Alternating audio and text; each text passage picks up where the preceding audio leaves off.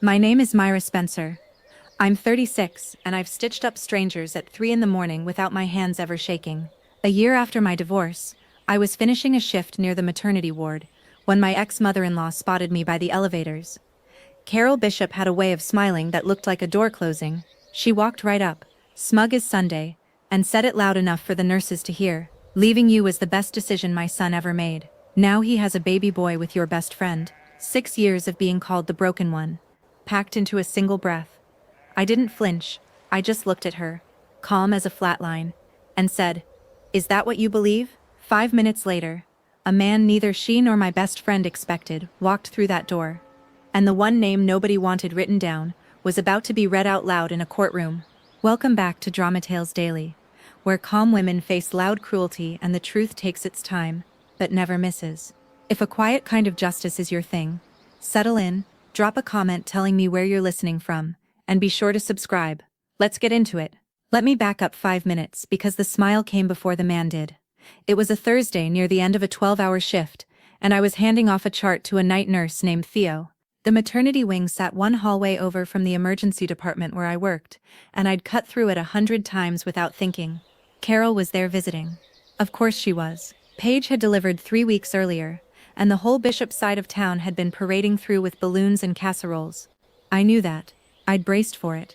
What I hadn't braced for was Carol planting herself in my path, like she'd been waiting all afternoon. She looked me up and down, taking in my scrubs and my tired eyes, and her chin lifted. That was when she said her piece about her son and his baby boy, and my best friend. Theo went still beside me. A passing aide slowed her steps, and I felt my own thumb find the thin gold watch on my wrist, the one that had belonged to my grandmother, and press against its face the way I'd done since I was a girl, waiting out something I couldn't change yet. I didn't raise my voice. I'd learned a long time ago that the loudest person in a room is rarely the one holding the truth. "Is that what you believe?" I asked her again, softer this time. Carol blinked, thrown by the calm. She'd expected tears or rage, or at least a flinch. She got none of it, and somewhere down that hallway, a set of automatic doors hissed open, though I didn't turn to look yet. I didn't know who was coming, but I knew what I'd already set in motion. Here's the thing you should know about me before the rest of it makes sense. I grew up in a farm town in southern Ohio, the kind of place where everybody's business is everybody's gospel. My mother cleaned houses. My father drove a feed truck until his back gave out. I worked 2 jobs through college and another 2 through medical school. And I learned to keep my head down and let my work speak. That was the whole of my philosophy for most of my life. Do good work quietly, and the truth will sort itself out. People will see who you really are. I believed that the way some people believe in luck. It made me good in a trauma bay, where you don't get to panic and you don't get to explain yourself.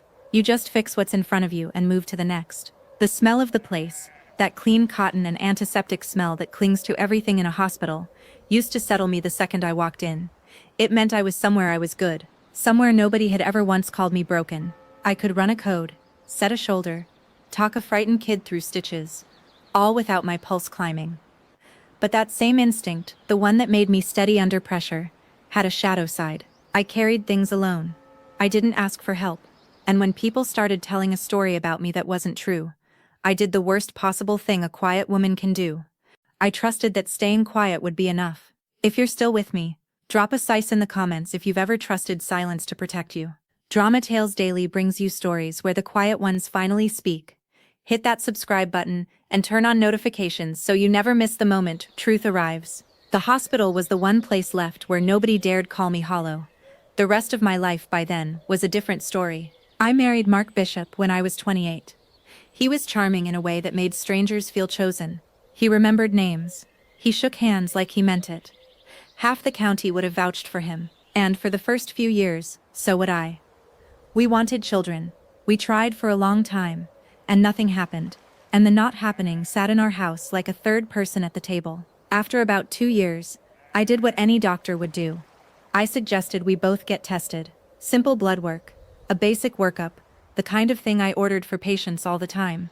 Mark refused. He laughed it off at first, then got sharp about it.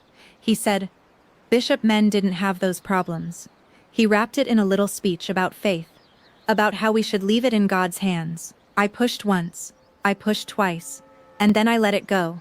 Because you cannot drag a grown man into a clinic, and because I still believed silence was a kind of patience, I went and got tested by myself. My results came back completely normal. I remember sitting in my car in the clinic lot, reading the paper relieved and confused at the same time. If it wasn't me, then what was it? I didn't have an answer. I couldn't force one. And the longer I went without one, the easier it became for the people around me to write their own. By then Mark had already started saying things, quiet things to his mother first. That maybe the problem was me. That maybe I just couldn't. I didn't know yet how far a quiet lie can travel when the right person decides to carry it. Carol Bishop ran the women's circle at her church the way a general runs a campaign. She'd buried her husband young and raised Mark alone, and somewhere in those hard years, she'd decided her son was proof she hadn't failed. He was perfect because he had to be. If he wasn't, then what had all that sacrifice bought her? So when Mark whispered that the trouble was probably me, Carol didn't question it for a second. She picked it up and she ran. It started small. A sympathetic sigh at a potluck. A hand on someone's arm. A lowered voice. Poor Mark. He wanted children so badly. Then it grew teeth. At a church supper that fall, she introduced me to a visiting pastor's wife with a look of practiced pity. "This is Myra," she said. "My daughter-in-law. She's a doctor, you know." Such a shame about the children. The woman gave me a sad knowing nod. And I understood that whatever story had been told about me, it had already arrived ahead of me. I stood there in my good dress holding a paper plate. And Carol patted my hand like I was the one who needed comforting. Then she said the things she'd go on saying for years. The things she said the way other people say grace. Some women just aren't built for it. She smiled when she said it. She believed it. That was the worst part. She wasn't being cruel on purpose. She was repeating what her son had handed her, polished and certain, and she had no idea the words were a lie, wearing her own voice.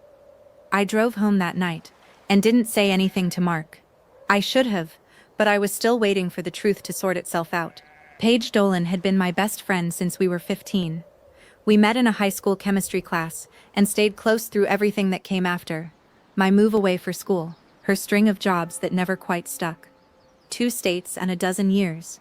She was the one I called when my father died. She stood up at my wedding in a green dress and cried during my vows. So when the church talk started getting to me, Paige was who I leaned on. She'd come over with wine and let me vent, and she always knew the right thing to say. Or so I thought. Looking back, every comfort she offered had a hook in it. "You're so accomplished, Myra. Maybe that's just not your path. Mark adores you.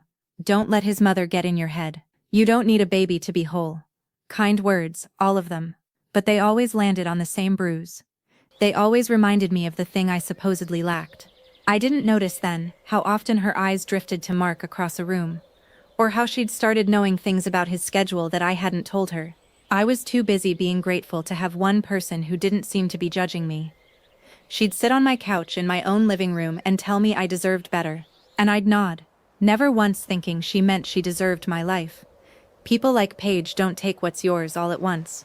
They borrow it piece by piece until one day you look up and it's gone, and they're standing in it like they were always meant to. I trusted her completely. That was the second mistake I didn't know I was making. Mark filed for divorce on a Tuesday. I came home from a shift to find a manila envelope on the kitchen counter and his closet half empty. He didn't even wait to tell me himself. By the weekend, he'd moved into Paige's apartment across town, and the story had already been written for me. The version going around was tidy and cruel. Myra was cold. Myra was married to her job.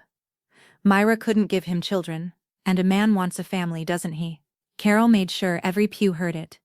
Paige, my Paige, said nothing to correct it. The 2 people who'd known me longest let me become a cautionary tale. And I didn't fight it because fighting felt like proving them right. I didn't post a word online. I didn't call a single person to defend myself. I went to work the next morning and set a teenager's broken arm and told him he'd be fine. And he was. And that felt like the only true thing I did all week. If you've ever swallowed a lie about yourself just to keep the peace, to keep a family, a friendship, a reputation you'd spent years building, then you know exactly what that tastes like. It tastes like blood you're not allowed to spit out. Stay with me here, because this is where I started to understand something. The peace I was keeping so carefully wasn't even mine to keep. It belonged to the people lying about me. They were the ones who needed me quiet. Comment truth if you've ever been there, and keep watching. Because the silence didn't last. I want to tell you about the day a hospital board taught me that some things are worth getting loud about. The story stopped being about my marriage the day it walked into my hospital. I'd been in line for years to lead the emergency department. I'd built the trauma protocols half the county now ran on. The job was as good as mine, and everyone knew it. Then the whispers found the credentialing committee. Not the truth. There was no truth to find. Just the shape of it. Dr. Spencer's personal life is unstable. There are questions about her judgment. Did you hear about the divorce? About what her husband's family says? One board member, a man who golfed with Mark's uncle, started asking pointed questions about my fitness to lead under stress. As if I hadn't spent a decade staying calm while people bled out on my table. When the position was announced, it went to someone with half my hours and none of my protocols. They told me I was a strong candidate. They told me it was a difficult decision. They did not tell me the real reason, but I'd grown up in a small town. I knew the sound of a verdict dressed up as a compliment. That was the night something shifted in me. A lie about my body had cost me my marriage, and I'd let it because I thought enduring it was the decent thing to do. But now the same lie was reaching into the one place I'd never let anyone touch, my work. My name. The thing I'd bled for. I sat in my car in the hospital lot, the same way I'd sat years before reading my normal test results, and I realized the silence I'd been so proud of had a price tag, and someone else had been quietly running up the bill. A nurse I trusted gave me the name of a lawyer named Ruth Calloway. Ruth's office was above a hardware store, and she had reading glasses pushed up into gray hair and a way of looking at you like she was already 3 moves ahead. I told her everything, the marriage, the church talk, the board, the job I'd lost. She listened without interrupting, which lawyers rarely do. And when I finished, she set down her pen. What you're describing might be defamation, she said. Maybe false light. But I won't lie to you, it's hard. She laid it out plainly. To win, we'd have to prove 3 things. That a specific false statement had been made, that it had been spread to other people, and that it had caused me real, measurable harm. The harm part you've got, she said. A lost promotion is a number. A salary is a number. That's the easy part. I sat there turning my grandmother's watch around my wrist. And the false part? Ruth looked at me over her glasses. That's the part you have to be willing to fight about in public. They'll say the statement is true. They'll say you really couldn't have children. To win, you'd have to be ready to prove it wasn't you. I felt my stomach drop, because of course I couldn't prove that. My results were normal. But a normal result doesn't say whose fault the silence was. It only says it wasn't mine. I almost stood up and left. The whole thing felt like inviting the town to dissect me. Then Ruth said the thing I needed to hear. Silence isn't a virtue, Myra, when it's costing you your career. Sometimes the kindest thing you can do for yourself is make them prove what they're saying. I didn't answer right away, but I didn't leave either. I spent 2 weeks weighing it. I'm not impulsive. I make decisions the way I read a chart, slowly. Then all at once, I wrote down everything I stood to lose. The church community that had watched me grow up. My standing in a town that already half believed the worst. The way people would talk, calling me bitter, calling me cold, saying I was the kind of woman who sues her ex-husband's family out of spite. I knew exactly how that story would go, because they'd already written most of it. But then I wrote down the other column. My name, my work, the truth, and the simple fact that I had done nothing wrong and was being punished for it anyway. I kept coming back to one thing. I wasn't doing this to hurt Mark. If I'd wanted to hurt him, I'd had a year of chances. I was doing this so that a hospital board would stop believing a story that wasn't true.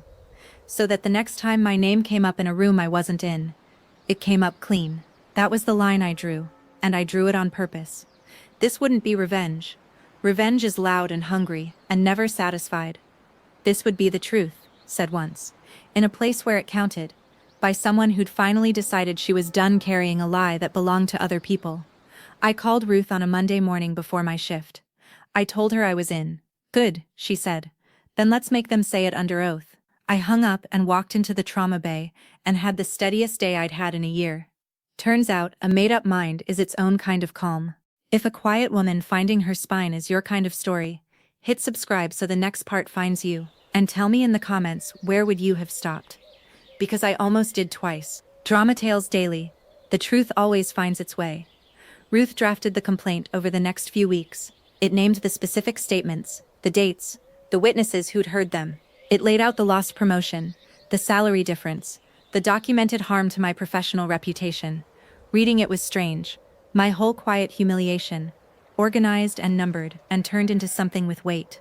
When it was filed, the news moved through town faster than any ambulance I'd ever ridden. Myra Spencer is suing the bishops. Carol was incandescent. She told the women's circle I'd become vengeful and godless, that grief over my empty house had turned me cruel. She doubled down on every word she'd ever said, which, though she didn't know it, was exactly what Ruth had hoped she'd do. Mark stayed quiet at first. Paige did too. But I started getting messages, some cruel, some curious, a few quietly supportive from women who'd had their own reputations rewritten by people who claimed to love them. One read, "Good for you. They did the same to my sister." I didn't respond to any of them. I just kept showing up to work and let the case move at the speed of the law. Which is to say, slowly. Ruth told me the next step was the other side's response. How Mark's lawyer chose to defend the statements would shape everything. "They've got two roads," she said. "They can say the comments were just opinion, hurt feelings, nothing actionable. That road's annoying, but survivable for them." She tapped her pen on the desk. "Or they can plant their flag and say the statements were true, that you really were the reason. That road is the one I'm praying they take." I asked her why.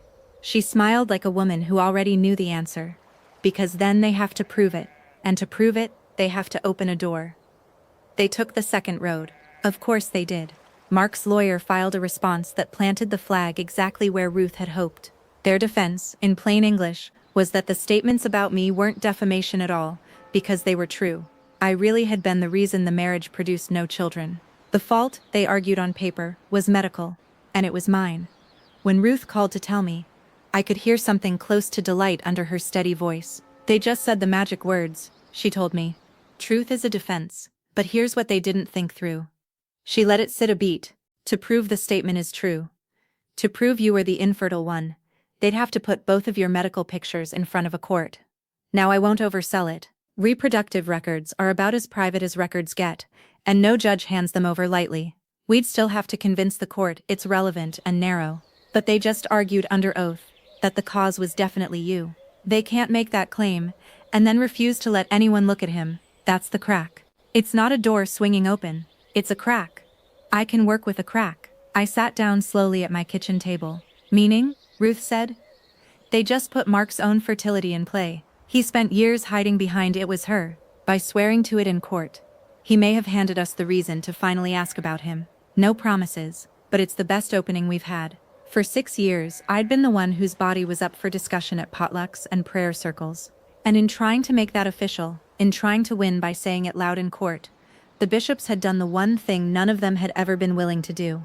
They'd opened the door to looking at Mark. I thought about him refusing the tests all those years ago.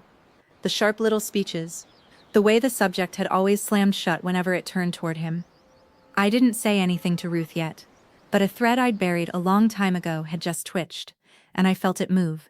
This is Drama Tales Daily, and we're building to the moment the whole house of cards comes down. If your heart's pounding, hit that like button and comment ready if you want to see what happens when the truth finally walks through that door. Subscribe, you don't want to miss this. That night, I couldn't sleep, so I did what I always do when something won't sit right. I went back through the timeline in my head, slow and careful, like reading an old chart for the thing you missed the first time. And there it was, 7 years back. A morning early in the marriage when Mark had driven up to the city alone for what he called a routine physical. He'd been gone all day. He came home different. Quiet in a way that wasn't like him. Short with me over nothing. And he'd poured himself a drink before dinner, which he never did on a weekday. I'd asked if everything was okay. He'd said the doctor was a quack, and the whole trip was a waste, and he changed the subject so hard it left a mark. And here was the part that kept me staring at the ceiling. After that day, he never mentioned getting tested again, not once. Before the city, he'd at least pretended to take the question seriously. After it, the subject was simply closed, and somewhere in that same stretch of weeks, the first whispers about me began. I'd filed it away at the time, as a man being moody about a wasted afternoon. I hadn't connected it to anything because I hadn't been looking for a lie.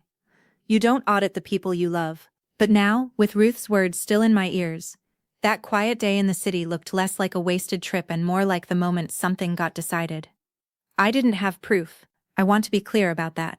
I had a memory and a bad feeling, which is nothing in a courtroom, but it was enough to tell Ruth where to point. And the next morning, that's exactly what I did. Ruth listened to my story about the trip to the city without writing anything down, which I'd learned meant she was paying close attention. When I finished, she was quiet for a moment. On its own, that's nothing, she said. A memory of a bad mood. But it's a reason to ask the right question. She explained what came next. Because the other side had put my fertility at issue, and because they'd argued the cause was definitely me and not him, Ruth could ask the court to compel the production of Mark's own relevant medical records. If he wants to claim it was you, she said, the law lets me ask to see whether it was him. That's how this works. You can't open a door halfway. She filed the motion the following week. Mark's lawyer fought it hard. And I understood then that I'd touched something real, because nobody fights that hard over nothing. They argued privacy. They argued relevance. They argued anything that might keep that one folder closed. The hearing got scheduled, and I had to sit with the not knowing, which for a person like me, is its own special torture. I'm used to ordering a test and getting an answer. This was different. This was asking a judge for permission to even look. I went back to my shifts and set bones and read scans, and tried not to think about a folder I'd never seen sitting in some city's archive. That might say everything, or might say nothing. Ruth told me to be patient. Courts move slow on purpose. She said it gives the truth time to stop being scary. I wasn't scared of the truth. I'd never been scared of the truth. I was scared they'd find a way to keep me from it. Before the judge would rule on the motion, Ruth needed me to sign a verified complaint. A sworn version of everything. Each statement, each date, each witness. Attested to under penalty of perjury. She set it on the desk between us. A thick stack with little colored tabs marking every place my name went. Read all of it, she said. Then sign only what you know is true. So I read it, every line. The potluck, the pastor's wife, the exact words Carol said at the church supper, the ones about how some women just aren't built for it, the board meeting, the salary I lost. Reading my own quiet years laid out in numbered paragraphs did something to me. It made the lie look as flimsy as it actually was. I picked up the pen Ruth handed me, and I noticed the smell of the room. Not the clean antiseptic of my hospital, my old hiding place, but paper and ink and dust from the hardware store below. For years, that hospital smell had meant safety, the one place no one called me hollow. Now here I was, somewhere else entirely. Somewhere I'd had to walk out into the open to reach, and I wasn't hiding anymore. I pressed the pen to the line. The thin gold watch slid cool against my wrist as I wrote, and I thought of my grandmother, who used to say that patience isn't waiting. It's knowing the right moment when it comes. This was the moment. My signature went down clean and certain, the steadiest thing I'd signed in a year. When I lifted the pen, it was done. The complaint was verified. The motion was live. Whatever was in that folder in the city, the machine to find it was now running. And I was the one who'd started it. Ruth gathered the pages and squared them on the desk. Now we wait for a judge, she said. I nodded. For the first time, the waiting didn't feel like helplessness. It felt like a fuse. The ruling came on a gray afternoon in the middle of a slow shift. Ruth called, and I stepped into the supply closet to take it. Surrounded by gauze and saline, my heart doing the thing it never did at work. The judge granted it, she said, with limits. But she granted it. She walked me through it carefully, the way she walked me through everything.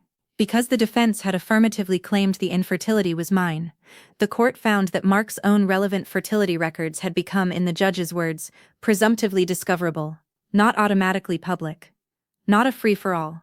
The records would be produced under a protective order, reviewed first by the lawyers and the court, used only as the case required. It's not a guarantee of anything, Ruth said, ever careful. We don't know what's in the file. Maybe there's nothing, but they can't keep it shut anymore. I stood in that closet and let out a breath I felt like I'd been holding for 7 years. Across town, I later learned, the news landed very differently. Mark's lawyer reportedly asked for a private meeting the same day. Carol called Ruth's office twice and was told politely that the attorney couldn't speak with her. And for the first time, the people who'd spent years deciding what was true about my body went a little pale at the thought of a court deciding what was true about Mark's. I didn't celebrate. I want you to understand that. I didn't text anyone. Didn't smile to myself in the mirror. I finished my shift, charted my patients, and drove back to my apartment alone. But that night, I slept the whole way through for the first time in months. Because I knew the folder was coming, and I knew that folders, unlike people, don't know how to lie. If you're on the edge of your seat, drop a pun in the comments. Drama Tales Daily, where the quiet ones finally get their day. Subscribe and turn on notifications. The truth is about to walk through that door. The first sign that something was wrong on their end didn't come from Mark or Carol. It came from Paige. She texted me out of nowhere after a year of silence. Please don't do this. Think about the baby. I read it 3 times. We hadn't spoken since the divorce. She'd taken my husband and my life and never once reached out. And now suddenly she was begging me to stop a lawsuit that on its face had nothing to do with her. That was the part that snagged. The suit was between me and Mark and Carol. It was about words said about my body. About a job I lost. Why would Paige, who'd supposedly won everything, be frightened of it? Why would a woman holding the baby and the husband and the house be texting her ex-best friend at midnight, asking her not to dig? People who beg you to stop digging usually know what's in the ground. I'd learned that the hard way over the past year. I didn't answer her.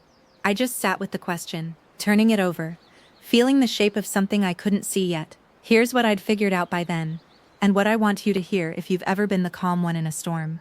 The people most afraid of the truth are rarely the ones it's supposed to land on. I wasn't angry at Paige, I was curious. Bone deep, wide awake curious. If a quiet woman finding her spine is your kind of story, hit subscribe so the next part finds you. And tell me in the comments, where would you have stopped? Because I almost did twice. But Paige's text didn't make me want to stop. It made me want to keep going. A frightened person had just told me, without meaning to, that there was more in the ground than I knew. The folder came 8 days later. I want to be precise about how. Because it matters. I did not see it first. I couldn't have. And I wouldn't have. I'm a doctor, and there are records I have no right to touch. Not my ex-husband's. Not anyone's. That's the law, and it's a good one. The records went to Ruth through the proper channel, under the protective order the judge had set. She read them with the other side's lawyer present, the way it's supposed to work.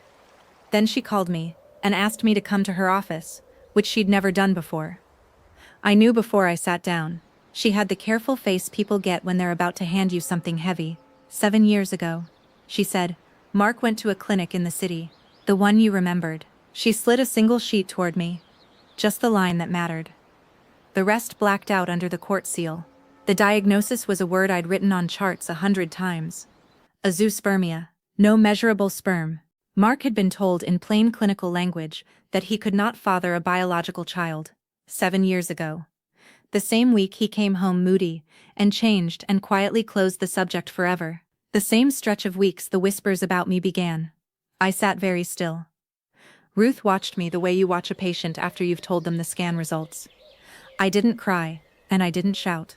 I just felt something enormous and quiet rearrange itself inside me, like a bone going back into joint.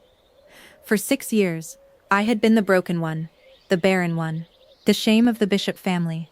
And the man who'd let an entire town believe that had known the whole time that the empty house was his. I drove home with that single sheet of paper folded in my bag, and I didn't turn on the radio.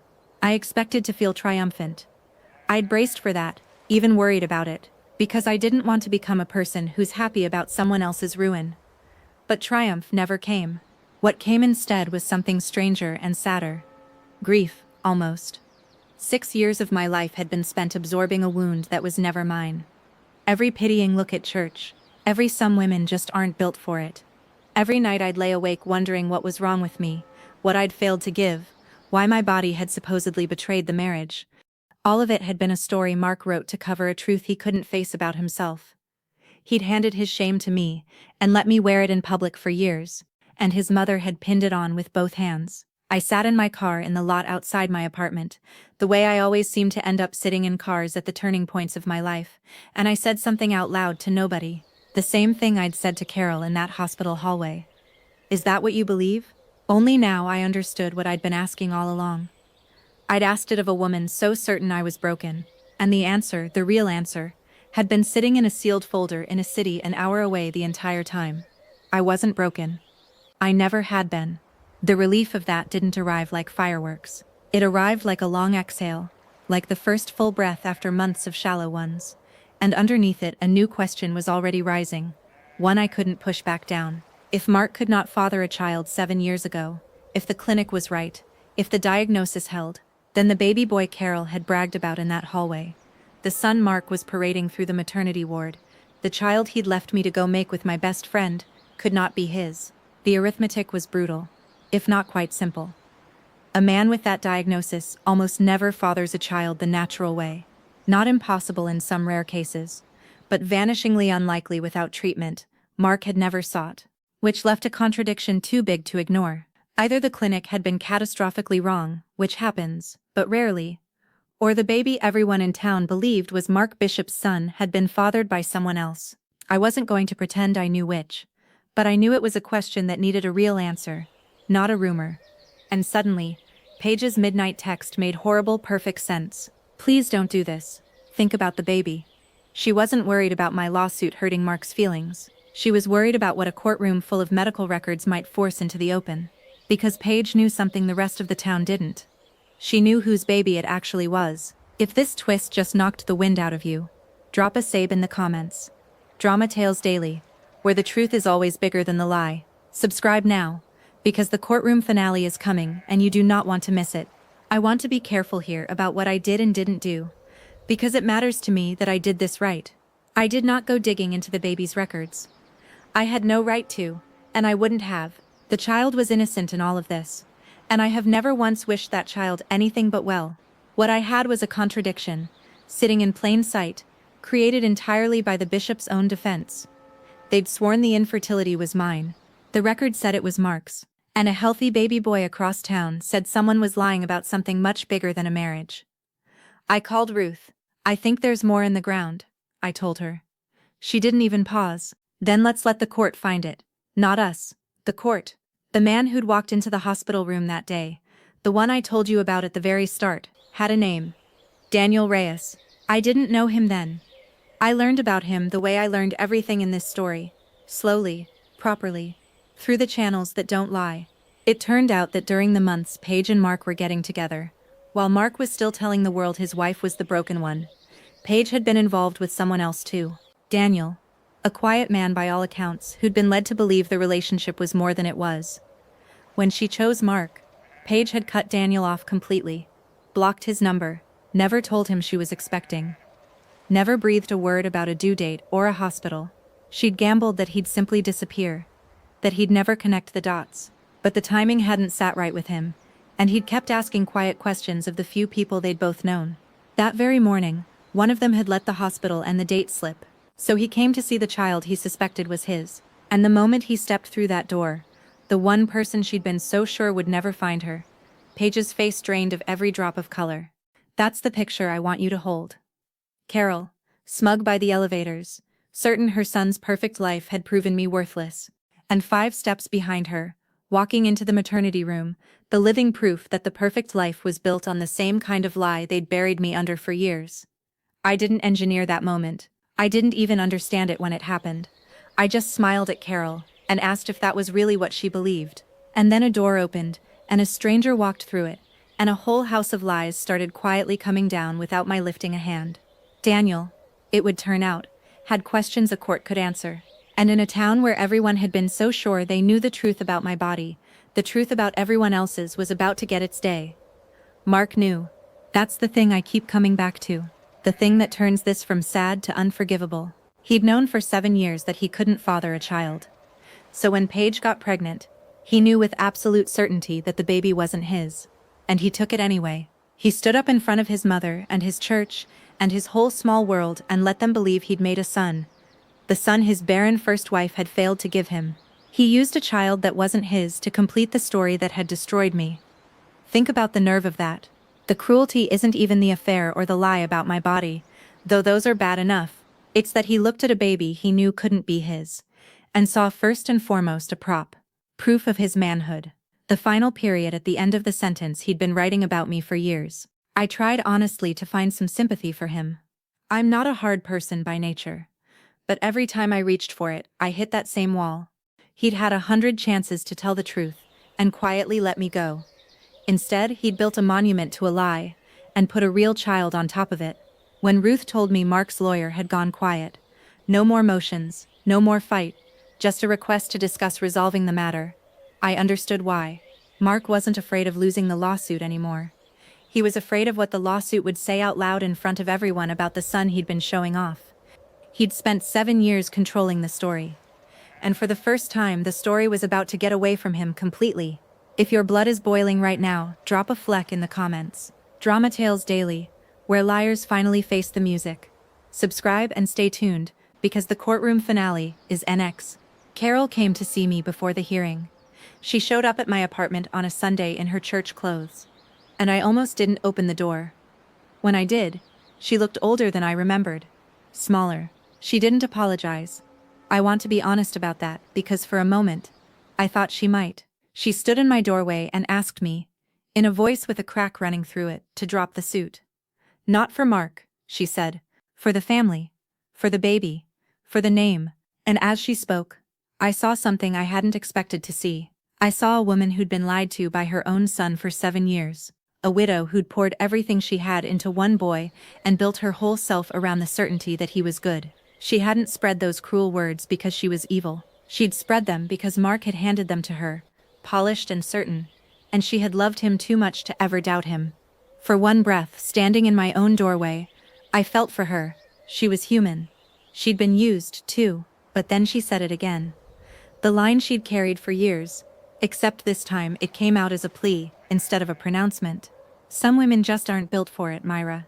Why drag everyone through the mud over it? And I understood that even now, even standing on the edge of the truth, she'd rather protect the lie than let go of it. Sympathy is not the same as surrender. I could see her pain and still refused to carry her son's shame one more day. Carol, I said quietly, go home. The mud was never mine. She left without another word, and I closed the door. And I didn't feel cruel. I felt finished. Mark's lawyer offered a settlement, a quiet one. They'd pay a sum, issue a private retraction to the hospital board, make my professional record clean again, if I agreed to seal everything, and never speak of it. Ruth laid the offer on her desk and watched me. It's a good deal on paper, she said. You'd get your name back. The board would hear the truth. You could walk away with everything you came for. She wasn't wrong. It was by the numbers a win. Everything I'd said I wanted. My reputation restored. The job back in play. And all I had to do was let the truth get whispered in a back room, and then locked in a drawer forever. While Carol kept saying her line at church, and Mark kept showing off a son who wasn't his. And the story about the broken doctor stayed half alive in the corners of town where private retractions never reach. I thought about it for a long time. Then I told Ruth, no, not out of spite. I want to be clear, because the difference matters. I didn't refuse because I wanted to watch Mark burn. I refused because a private truth was just a quieter version of the same lie. For 6 years, they'd said it about me out loud, in churches and at potlucks where everyone could hear. The correction had to live in the same place, not a whisper, not a sealed drawer. The truth, said once, where it counted, in front of the same people who'd believed the lie. I'm not going to whisper an apology for a wound he handed me, I told Ruth. I'll say it once, where it counts, and then I'm done carrying it. Ruth capped her pen and smiled. Then we go to court, she said. Wear something you can breathe in. If you would have taken the deal, comment deal. If you would have gone to court, comment truth. Drama Tales Daily, where the quiet ones finally roar. Subscribe for the finale. The hearing was held in the county courthouse on a bright, cold morning. I'd expected to be nervous. I'd run 1,000 codes without my hands shaking. But this felt different, because this time, the thing on the table was me. The room filled in a way that told you everything about how small towns work. 2 members of the hospital board, there to see what they had been wrong about. Several women from Carol's church circle. The same ones who'd nodded along to her pity for years. Carol herself rigid in the second row. Mark beside his lawyer, pale and sweating in a suit that no longer fit him right. And Paige near the back, holding herself very still, with a quiet man named Daniel sitting 2 rows behind her, whose presence she could feel without turning around. I sat at Ruth's table, and felt the whole architecture of the past 7 years gathered in one room. For 6 years, these people had been the audience to my humiliation. They'd watched a woman get quietly branded, and said nothing, or worse, repeated it. Now they were the audience to something else. That's the part one died insisted on. The part Ruth understood. The lie had been public, The truth had to be public too, in front of the same eyes, or it would never really undo what had been done. I wasn't there to scream. I decided that weeks ago. I was there to let the truth stand up in the light and be counted, with witnesses, on the record. In the one kind of room where saying something false under oath has a cost. The judge took her seat. The room went quiet, and I felt my grandmother's watch, cool and certain against my wrist, ticking out the moment I'd waited 7 years for. Ruth didn't raise her voice once. That's what I remember most. She built it the way you build a diagnosis. One finding at a time, calm and unhurried, until the conclusion was the only one left standing. She established the statements, the dates, the witnesses, Carol's own words repeated at potlucks and prayer circles, that some women just aren't built for it. She established the harm, the lost promotion, the salary, the documented damage to my name. Then she addressed the defense's own claim that the statements were true, that the infertility was mine. And she asked the court to consider the records the defense had forced into the case by making that very argument. Under the protective order, only the necessary line was read. 7 years ago, Mark Bishop had been diagnosed at a city clinic with a condition that made fathering a biological child medically impossible. The room changed temperature. I watched the church women turn to look at Carol, who had gone the color of paper. Then Ruth, gentle as anything, laid the contradiction on the table, the one the bishops had built with their own hands. The defense had sworn the empty marriage was my fault. The record said it was Mark's, and there was, by the family's own loud account, a baby boy. She noted that the question of that child's paternity had become relevant to the support and custody matters, now before a related court, and that genetic testing in that proceeding had not supported Mark's biological paternity. She said it plainly, without drama, the way you'd read a lab value, and that was when Mark stood up. That's not. You can't. His voice cracked across the courtroom. The judge told him to sit. Carol was on her feet too now, saying my name like an accusation, saying it couldn't be true, saying I'd twisted everything. The two of them, loud and unraveling, while I sat perfectly still at the table and said nothing at all. Carol turned on me then. The way drowning people grab at whatever's nearest. Her composure was gone. Her church supper certainty cracked wide open, and out of the wreckage came the only words she had left. Some women just aren't built for it, she cried, pointing a shaking finger across the room. Some women just aren't. She couldn't even finish it the second time. And I stood up slowly, because I'd waited 7 years, and I wasn't going to rush this. I didn't shout. I kept my voice flat and clear. The voice I use when I have to tell a family something true and hard. The kind of voice that's calmer than the room can stand. You're right, Carol, I said. The whole courtroom went silent.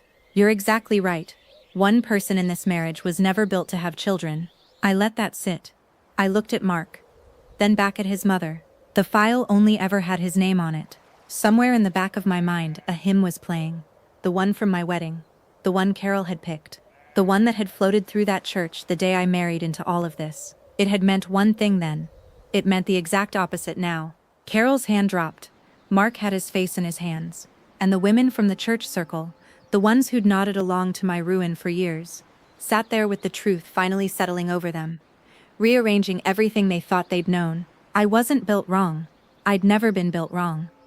The man who'd let an entire town believe otherwise was sitting 6 feet away, falling apart, while the calm woman he'd called broken stood steady on her own 2 feet. I'd said it once, out loud, where it counted, and I was already finally setting it down. If this moment gave you chills, drop a 1 in the comments. Drama Tales Daily, where truth finally speaks. Subscribe for the aftermath. You won't believe what happens next. What followed wasn't dramatic in the way you might imagine. There was no shouting match. No one dragged out. It was quieter than that. And somehow worse for the bishops because of it. Mark didn't deny it again. He couldn't. He sat with his head down while his own lawyer asked for a recess. And when the judge granted it, he didn't get up. He just stayed there, hunched in his ill-fitting suit. A man watching 7 years of careful storytelling collapse in a single morning. The church women gathered their coats and their purses and filed out with their eyes down. And I knew that by evening, the real story would be moving through town as fast as the lie ever had. Carol followed them out, smaller than I'd ever seen her, no longer the general of any campaign. And Paige had slipped out during the recess. But not before Daniel rose from his seat 2 rows back and walked out the same door close behind her. The question of that baby now headed somewhere it could finally be answered honestly. I sat at the table and let it all empty out around me. Ruth put a hand on my shoulder. "You did that without raising your voice," she said. "I've been doing this 30 years. You'd be surprised how rare that is." The measurable things came in the weeks after. The way they do. Mark left town. The thing he'd protected at my expense for years simply evaporated. You can't outrun a courthouse in a place that small. He left within a few months, moved 2 states over, somewhere nobody knew the story yet. He'd spent 7 years making sure everyone believed a lie about me. In the end, the truth didn't need me to chase him. It just needed to be said once in the right room. The hospital board didn't make a show of it, which was fine by me. A few weeks after the hearing, the chair asked to see me. He was one of the 2 who'd sat in that courtroom, and he had the uncomfortable look of a man who'd believed the wrong thing and knew it. He told me the department leadership position was open again. He told me they'd reviewed the matter and found the earlier concerns about my judgment and stability to be without foundation. He didn't quite apologize, but he came close. And from a hospital board, close is about all you ever get. I took the job, not because I needed to win one more thing, but because it had been mine, built with my own hands and my own years, and I wasn't going to let a lie keep it from me a day longer. My first week running the department, I walked into the trauma bay and breathed in that clean cotton and antiseptic smell. The one that used to mean safety because it was the only place no one called me hollow. It smelled different now. It smelled like a place I'd earned and gotten back, not a place I was hiding. I ran my first code as lead, with my hands as steady as they'd ever been. And afterward, standing at the sink washing up, I caught my own reflection in the dark window, and didn't recognize the tiredness that used to live in my face. It was gone. If this ending moved you, drop a spice in the comments. Drama Tales Daily, where the quiet ones finally win. Subscribe for more stories that remind you truth always finds its way. I want to tell you, I felt vindicated, and I did. But more than that, I felt light. Like I'd been carrying a bag of stones for 7 years without knowing the handle was right there. And someone had finally shown me I was allowed to put it down. People always want to know what happened to everyone after. So let me tell you, and then I'll let you go. Mark left. Like I said, last I heard he was somewhere out west, starting over in a place that hadn't heard the story yet.